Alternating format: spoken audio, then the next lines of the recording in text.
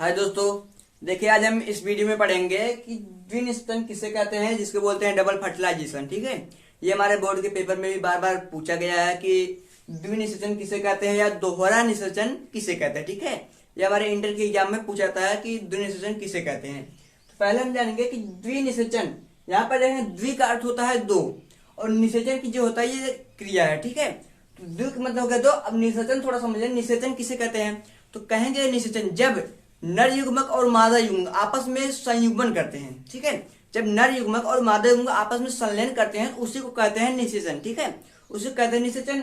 तो निषेचन का कहेंगे कि जो द्विनिषेचन है इसका खोज किसने किया, कहेंगे कि इसका खोज सर्वप्रथम एस.जी. नवासियन ने किया। तो कौन से पौधे में किया, फ्रेटिलेरिया लिलियम नामक पौधे में किए थे। ठीक है, और कब किए, सन 1898। ये हमारा क्वेश्चन बन गया कि द्विनिषेचन का खोज किसने किया, एस.जी. नवासियन ने।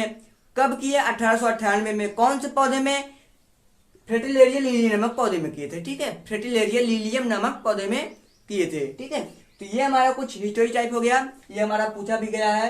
इस पहले हम जब लिखेंगे तो ऐसे बनाकर लिख देंगे। ठीक है, तो आइए अभी हम देखते हैं कि जो पुष्पपादों में लिंग होता है उसमें द्विनिषेचन होता कैसे है। ठीक है, तो पहले हम यहाँ पर देखेंगे कि जो हमारा ये भ्रूणकोश होता है, पुष्पों में जो भ्रूणकोश पाया जाता है, बीजांड में, बीजांड के अंदर जो भ्रूणकोश पाया जाता है उसमें हमने यहाँ पर देखा ऊपर की साइड में यहाँ पर 3 कोशिकाएं होती हैं।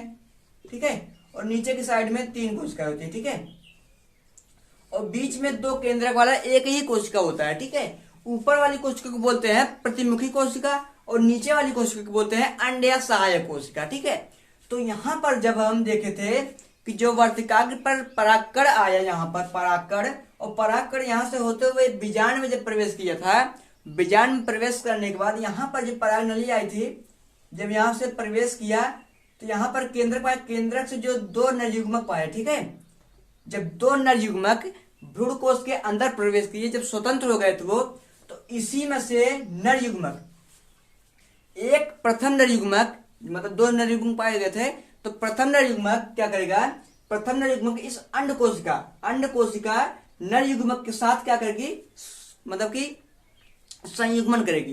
तो ये जो अंड कोशिका होती है यह भी अगुणित होता है और यह भी अगुणित होता है। ठीक है, तो ये दोनों अंड कोशिका और नरयुग्मक, ठीक है, प्रथम नरयुग्मक, ये जब दोनों आपस में संयुग्मन करेंगे, तो आपस में जब संयुग्मन, ठीक है, जब आपस में संयुग्मन करेंगे तो द्विगुणित जाइगोट का निर्माण करते हैं। ठीक है, द्विगुणित जाइगोट का निर्माण करते हैं। ठीक है, जब द्विगुणित जाइगोट का निर्माण करेंगे, द्विगुणित जाइगोट का निर्माण करते हैं। ठीक है, अब थोड़ा सा देखेंगे कि जब ये द्विगुणित जाइगोट का निर्माण कर लेते हैं तो ये जो होता है द्विगुणित जाइगोट, ये आगे विकसित होकर के भ्रूण का निर्माण करता है। यहां पर देखेंगे ये जो होता है यह विकसित होकर के भ्रूण बनाता है। क्या बनाता है, भ्रूण बनाता है। ठीक है, तो ये हमारा निषेचन पहला हो गया। ठीक है, अब देखेंगे कि द्विनिषेचन बोला कि दोहरा निषेचन ने, तो ये हमारा पहला निषेचन हो गया।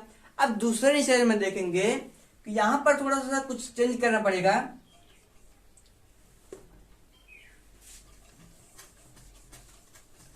यहां पर देखेंगे, अब देखो अंड कोशिका हमारा यहां पर था, अंड कोशिका के साथ हुआ। अब बीच में 2 केंद्रक वाला एक कोशिका पाया गया जिसको बोलते हैं द्वितीयक केंद्रक। तो यहां पर हो जाएगा द्वितीयक केंद्रक। और यहां पर जो दूसरा नरयुग्मक था, दूसरा नरयुग्मक, ये दोनों देखो द्वितीयक केंद्रक जो होता है, यहां पर देखेंगे कि यहाँ पर 2 केंद्रक पाए जाते हैं जिसके कार्य द्विगुणित होता है। ठीक है, यहाँ पर हो गया 2n, और यहाँ पर जो नरयुग्मक है द्वितीयक नरयुग्मक, ये अगुणित होता है जिसको बोलेंगे n। ठीक है, तो ये जब आपस में क्या करेंगे, संलयन करेंगे। क्या करेंगे, संलयन करेंगे। जब ये आपस में संलयन करेंगे तो त्रिगुणित जाइगोट का निर्माण करेंगे, 3n। ठीक है, त्रिगुणित जाइगोट का निर्माण करेंगे। ठीक है, त्रिगुणित जाइगोट का निर्माण करेंगे, और यही जो त्रिगुणित जाइगोट होता है यह आगे विकसित होकर के या विकसित होकर के क्या करेगा, यह भ्रूण कोष का निर्माण करेगा। भ्रूण कोष, देखो भ्रूण कोष नहीं है, पोष है, प, ठीक है, भ्रूण कोष का निर्माण करता। ठीक है, तो पहले वाले हम देखे थे, यहाँ पर अंड कोशिका, यहाँ पर अंड कोशिका था, यहाँ पर नर युग्मक, प्रथम नर युग्मक। अब यहाँ पर द्वितीय केंद्रक रहेगा और यहाँ पर दूसरा मतलब दूसरा नर युग्मक है।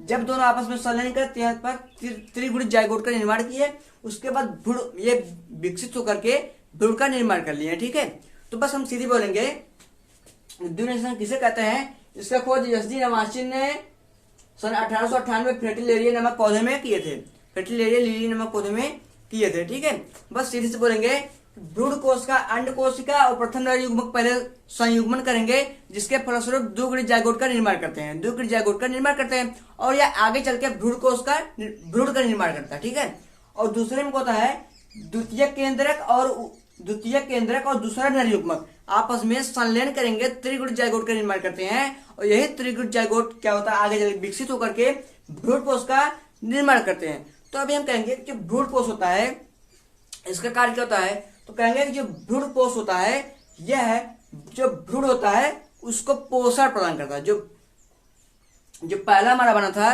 पहले नर युग्मक से बना था भ्रूण, उस भ्रूण को क्या करता है, पोषण प्रदान करता है, यह भ्रूण कोश उसको पोषण प्रदान करता है। ठीक है, तो जो हमारा द्विनिषेचन का महत्व होता है, द्विनिषेचन का महत्व जो होता है वो क्या होता है कि जो हमारा नर युग्मक थे यहाँ पे, उनके जो लक्षण होते हैं वह भ्रूण कोश के माध्यम से भ्रूण में पहुंच जाता है। ठीक है, जिससे भोजन को संचित करता है। ठीक है, भ्रूण कोश क्या करता है, भोजन को संचित करता है।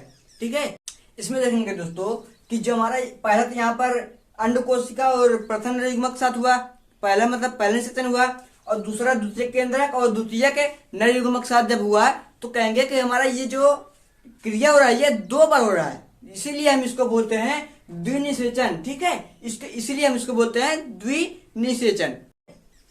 तो हमारे अगर पेपर में आप लोगों से पूछा जाता है कि मतलब कि दोहरा निषेचन या द्विनिषेचन किसे कहते हैं, डबल फर्टिलाइजेशन, तो आप लोग आराम से इसका खोज और पौधे का नाम लिख सकते हैं किसमें क्या होता है। ठीक है, और पहले हमारा यहाँ पर बता सकते हैं, ऐसे भ्रूण बना लें साइड में, उसके बाद यहाँ पर लिख देंगे क्या क्या इसमें प्रक्रिया होता है। ठीक है, आगे हम चलेंगे नेक्स्ट वीडियो में, जो द्विनिषेचन है इसके बाद के मतलब कि क्या होता है। ठीक है, जो हमारा भ्रूण कोश होता है, भ्रूण कोश किसे कहते हैं।